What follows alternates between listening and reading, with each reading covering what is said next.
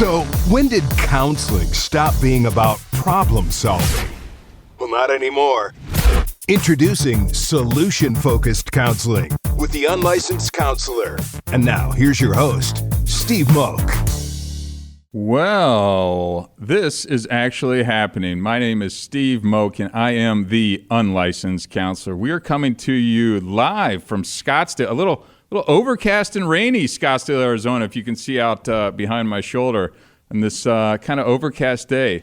Boy, I am so excited to bring this very first ever podcast of the Unlicensed Counselor directly to your ears. And thank you so much for tuning in. And please, if you like what you hear today, be sure to tell a friend. You know I'm going to need all the help I can get as we get this thing off the ground. But before we get started, a couple thank yous I want to push out to the world. First off, Star Worldwide. That's where I'm sitting here bringing this podcast live to you.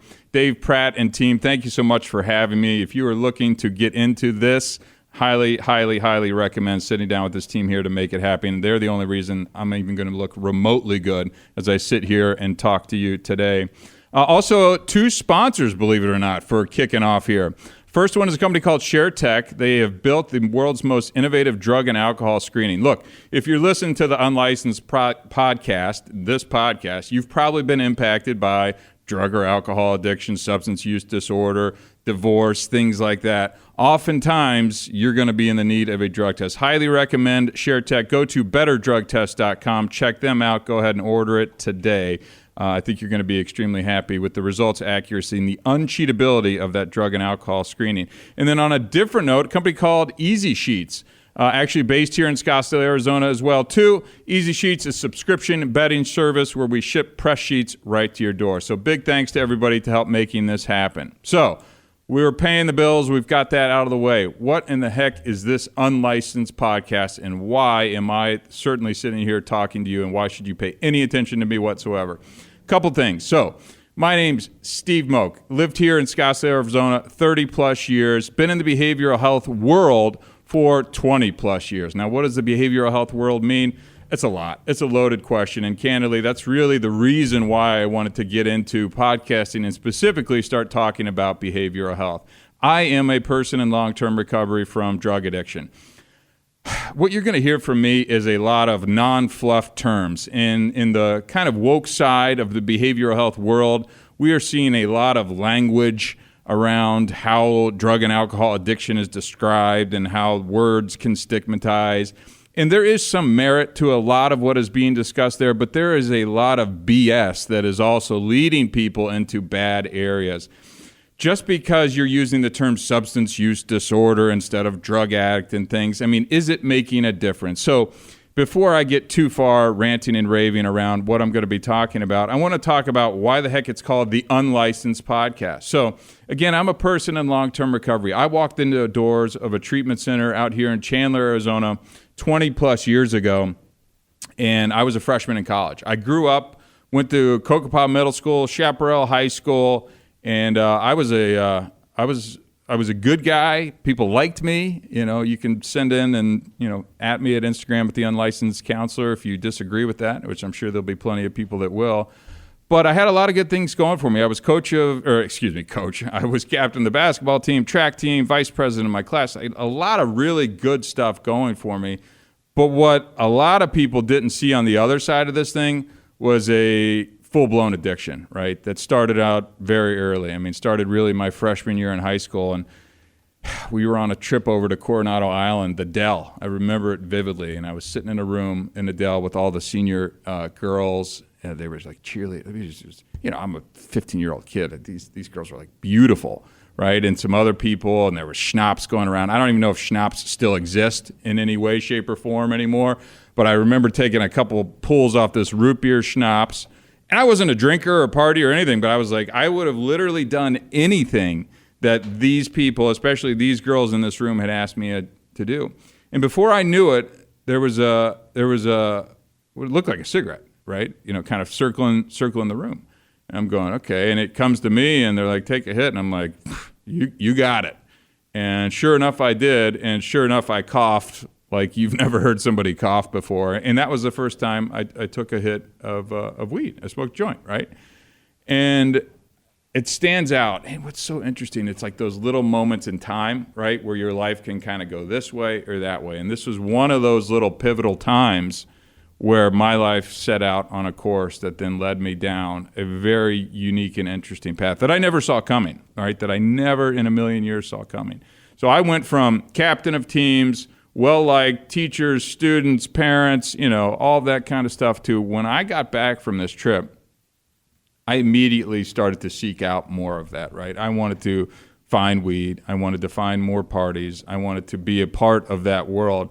And while I was doing that, all of a sudden, the things that I was interested in basketball, right, and track, and my friends, and being a decent student, I'm not going to oversell, the student side of my academic career at Chaparral High School, but those started to fade, right? My peer group started to fade. My friends changed, my sleeping, eating, as I slowly started to ramp up into this new lifestyle, which at the time, looking back on it, you could say I was a full-blown drug addict, alcoholic by the time I was 16. So why am I sitting here telling you all this? Well, I'm trying to tell you a little bit about why I got into behavioral health, why I'm passionate about it, and hopefully by sharing some of this in all of the topics, you're going to hear me talk a lot about drug and alcohol addiction. That's not all we're going to talk about. We're going to talk about anxiety, depression, divorce.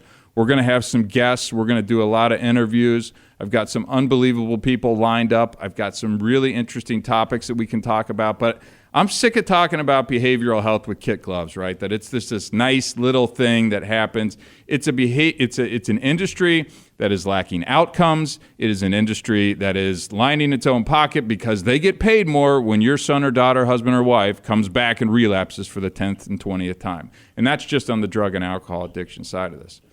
I know, I'm jumping around. It's my first podcast. Cut me a little slack, okay?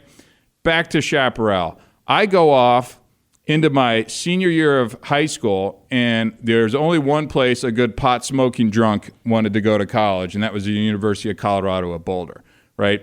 That was my dream school. I went and looked at Pepperdine, went and looked at some of these other beautiful colleges that, trust me, my parents much would have preferred if me gone to those schools, but I had my mind dead set on only one place and one place only, and that was Boulder, Colorado. Well, I did that, right? I got to Boulder, Colorado. Evidently, there was a year that happened during that time, right? I did the fraternity thing. I got involved in that. But, I mean, if you think drinking and drug use, in high school was problematic, and it was, right? I mean, I was using a variety of drugs. I was getting in trouble. Curfew, suspended, grounded, just fighting police, and it was all heading that way. But then it's like, okay, maybe Steve will get it together when he goes off to college. Not quite the case.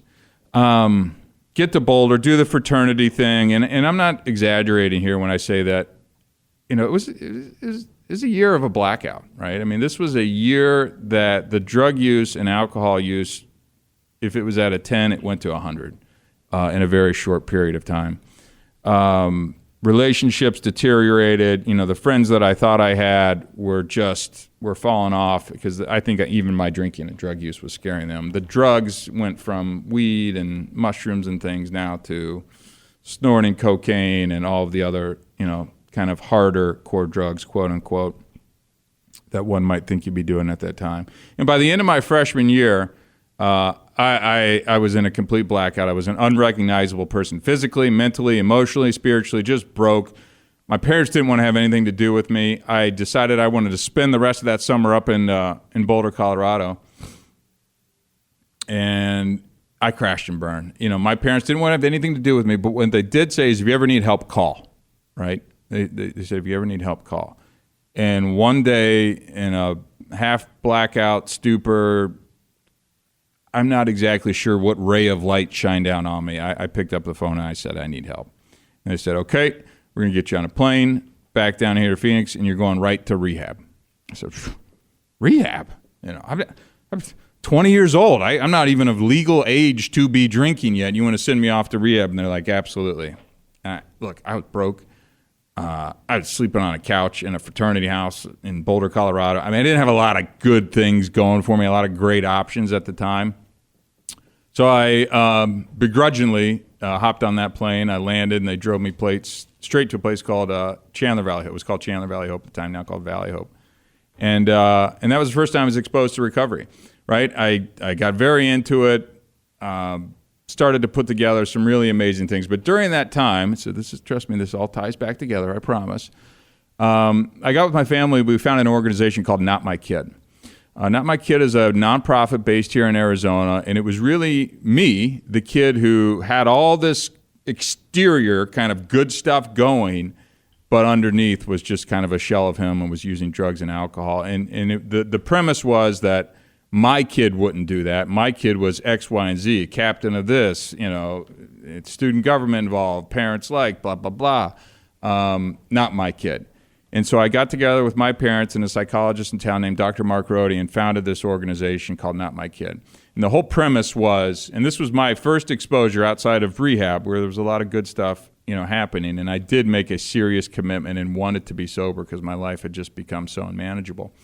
To go and share my story, kind of I'm giving you the abbreviated version right now. We'll fill in some more color as we get rolling into this podcast over the next couple episodes. But I wanted to take my story. I was 21 years old at the time and kind of go share it to local high schools, PTAs, parents, and basically anybody who listened. And this is 1999, 2000, a little, I wouldn't say sobriety is cool now, but it's a little more talked about. 20 plus years ago, people were still hiding behind closed doors and not really sharing openly kind of the stories of their family and how this was impacting everybody. In every single place that I went, I would get pulled aside after every presentation and say, it's my son, my daughter, my husband, my wife. We're going through this exact same thing right now. What can I do? How can you help? So that was my first exposure to behavioral health, right? Now, fast forward to a slip, right? And we'll get off just the drugs and alcohol. But again, today's episode is to set the stage on who the heck this unlicensed counselor guy is. Why do I need to listen to this podcast? Will there be any value that you can even extract from this stinking podcast, going forward, and why I should even think about listening to episode 2. So I'm out at a party, as I would do. Just because you're sober doesn't mean you're not allowed to have fun. I think there's a big misconception about that. But I'm out with a lady friend. We go to a party. I order a Red Bull at the bar. This is 3.5 years into my recovery at the time. They hand me a glass, what looks like Red Bull. I proceed to drink it. It was not. It was Red Bull and vodka. Interesting. I did not set out for that at all. A couple things happened. No sirens went off. No balloons fell from the ceiling or a spotlight hit me saying, Steve, you're not allowed to, drink vodka. Nothing happened. And I had kind of drifted away from kind of the core recovery principles. Call it AA, call it whatever you want. Those are important things that help me kind of get along in my life. And I just wasn't walking the walk, right, at the time. And instead, what could have been a slip, so again, I already talked about those little moments in time where you could go this way or that way. What could have just been a slip? A slip is like, I had a drink, crap, okay, stop, check in with somebody who cares about you, call it a sponsor, call it a friend, call it a loved one, aunt, uncle, whoever it is, and say, hey, whoops, I did this, I don't want to do it, I don't want to go back down that route. I proceeded to choose option B. Option B was, I'll order another one because I like that feeling. And then I order another one and another. And then after, God knows, 8 drinks or so, probably 10, it is as if those 3.5 years never existed. I was immediately blacked out and drunk and woke up in a dorm of a sorority girl that I was seeing at the time. So, that's how, like that. That's how quick that all came rushing back to me. And that one drink, I always tell people I've only had one relapse that just lasted a decade. And that one drink took out the next 10 years of my life. Look, did it crash and burn everything instantly when the vodka hit my lip? No. Alcoholism is a progressive thing. It progressed in my life. And eventually, all of those same places that I were as a 19-year-old kid sleeping on a couch in a fraternity in Boulder, Colorado, came back. Takes a little bit of time. Some people it doesn't. It does go a little bit faster. But for me, I thought, okay, I can control this now. I'm 23, 24 years old, had a nice job, was dating some nice girls. I said, okay, you know what? My story is, here's the story I'm going to tell people. I had a problem with cocaine. I didn't have a problem with alcohol. So when people would see me drinking now, I'd say, no. It wasn't alcohol that was a problem. It was the cocaine that was a problem. And then they go, oh, okay. Right? People want to believe you, right? Like they genuinely want to. So if you're telling that, and I sold that story well. I was good. I mean, I was a sales guy, and people tended to like me and wanted to believe me. And meanwhile, the drinking started increasing, and started dating a girl who I would eventually marry, but ultimately was my drinking buddy. And a great person, but she could always, and I get asked this question a lot, it's like, what makes somebody an alcoholic? Do you have to drink a gallon? Do you have to drink every day? And it's like, drinking in spite of consequences, right? Like that's what I tell people is my definition of it, is if you keep running into stuff and you just keep drinking and clearly alcohol is a contributing factor to it, there's some problems there, right? Call it a problem drinker, call it an alcoholic. I don't really care, candidly, what you call it.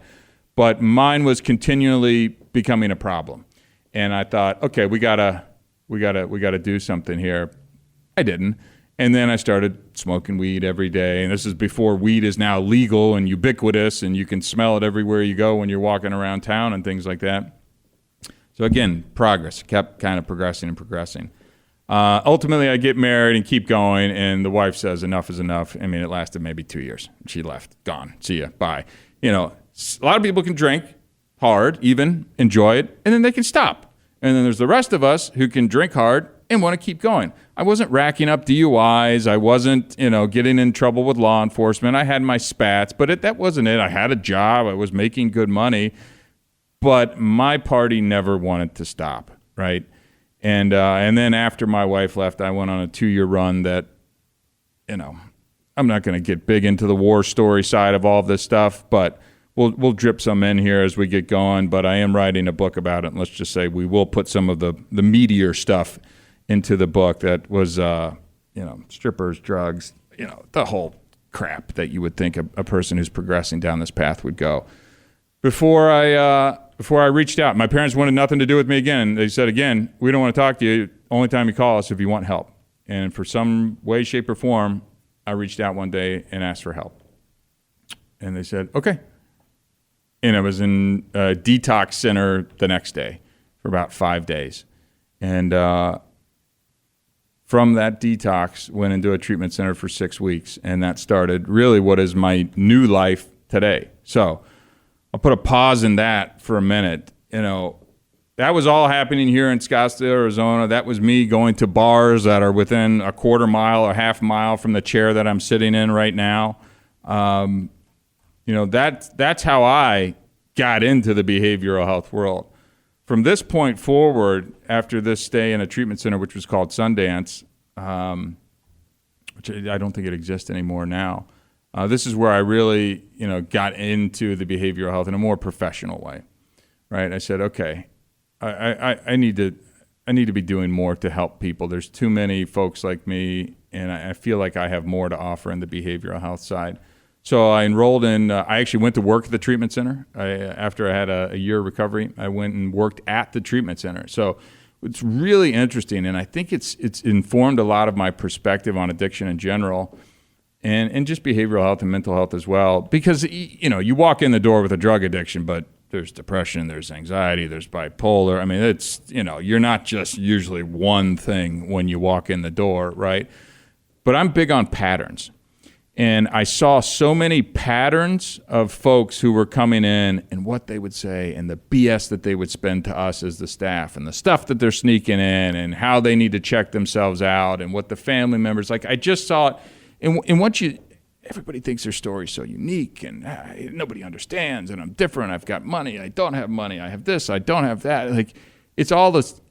It's very similar. I can say it's all the same, but it's very similar. And when you've seen 150 people over the course of 18 months walk through the door of a treatment center, you kind of go, okay, all right, I see what's going on there, right? And you start to establish some of these patterns that you see. And that's really, I think, where a lot of my informed kind of perspective on behavioral health comes from, and mental health.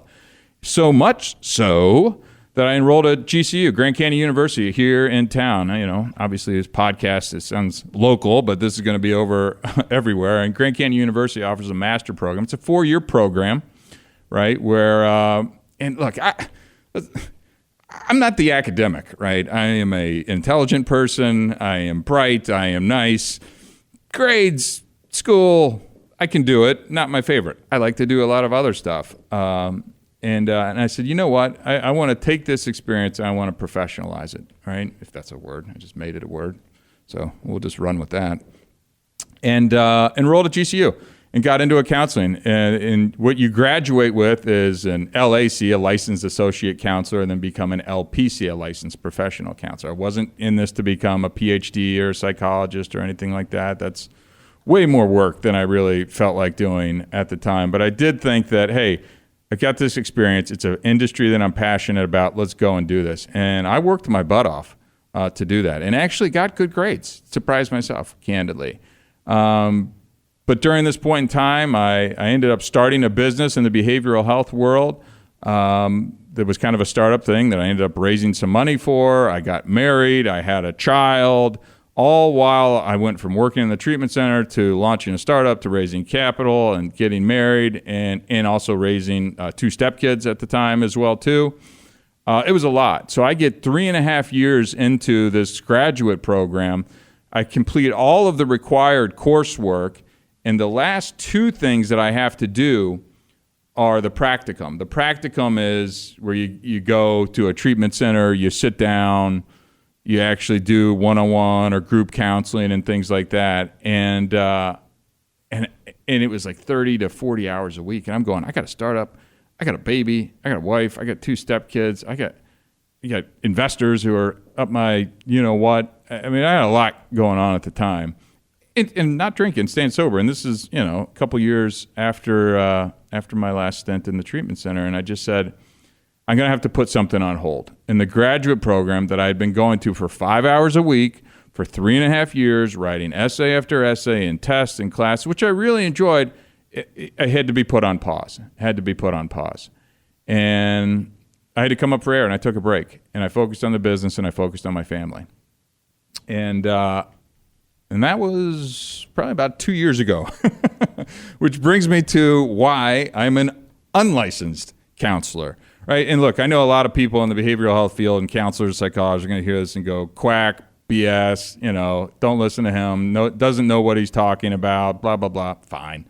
I went through all the same classes that all these other folks did. Right. I understand the concepts behind it. I was working in a treatment center at the time. I understand, a lot of what's going on in the mental and behavioral. Am I an expert? Expert? No. Do I have lived life experience combined with a graduate program that taught me what I need to know that can benefit people? You bet. And that's the long way of getting to what the heck the unlicensed counselor is. So I've got all this experience, a lot of it in addiction, a lot of it in general mental and behavioral health. And I wanted to launch a podcast to start talking about the industry in general. I want to have some really interesting guests on that are probably contrarian to a lot of the trends that you're going to hear within the behavioral health world. They are, woke's a big word these days, and I hate to just throw it in. But candidly, that's just a lot of what it is. We're focused on a lot of the language and description and the victimization and the trauma. A lot of important stuff to unpack there. But what we have gotten away from is the solution, right? And what I'm here, what I want to talk about, what you can go to my website and book time with me is about solution-focused counseling. I don't know when the hell counseling got away from actually trying to solve the problems that you have. And I'm looking at the industry, and by the way, I've been in counseling my whole life too. I mean, trust me, I still need it. I still go. I got a lot of my own crap that I got to unpack, right? And I'm just looking at this going, they're taking me back to childhood. We're talking about my parents and how many times I moved and, so there may be some trauma. Oh, you know what else may have happened? I may have just been sad. I think people forgot that still exists in the world. And so I got to a breaking point with all of this and just said, look, I got to speak up. I may not have all the answers, but I've got different thoughts that may go against some of the grain that is out there. So, that's a little bit about me, a little bit about the unlicensed counselor. Check out the website at theunlicenssedcounselor.com. Just got a little more background and information. A lot of the same stuff that you just heard here today. My goal is talk behavioral health We'll have some fun, have some interviews. I do want to start taking some questions and start actually giving solution-focused counseling advice while we're on air here talking as well, too. And if you want to take it further, then book some time with me on the website. I'd be happy to talk to you one-on-one. I'm sorry, the credentials don't make the person, right? They inform, right? They do show some credibility. But if you like what I hear, what you're hearing when you're hearing me talk, and you think that I may be able to add value, my goal is to not be your counselor for the next 3 years or something. I want to talk to you for a couple weeks, maybe a couple months, and I want you to get the heck out. Because if I'm doing what I think I can do to help you, then we shouldn't be hanging out together talking forever. I want to get to solutions for your problems, practical advice that you can walk out the next day and go, I can implement that. Let's see if it starts to work. And for whatever reason, counseling is not that anymore. I don't know. I just shake my head and it pisses me off. And, if I get pissed off enough, then you end up in a podcast studio like this. So, that's where I'm at today. So how am I doing on time here today? Rocking and rolling. How about that for session 1? Well, look, again, my name's Steve with The Unlicensed Counselor. You heard a little bit of the background on me. We're going to get to guests. We're going to get to fun stuff, but I really thought it was important to set the stage today. Follow us. Follow me, The Unlicensed Counselor on Instagram. You'll see one post right now, but get on it. Stay tuned with what we're going to be doing. Download this, tell a friend, give us a review, all that kind of fun stuff. We're going to dig into actual counseling and some solution-focused counseling here in the next couple episodes. That's the goal of what we're doing. Again, my name's Steve Moak. Thank you so much for taking the time. Review, share, like, listen, follow, all that kind of good stuff. That's all I really have today. Thanks for everybody. Appreciate your time.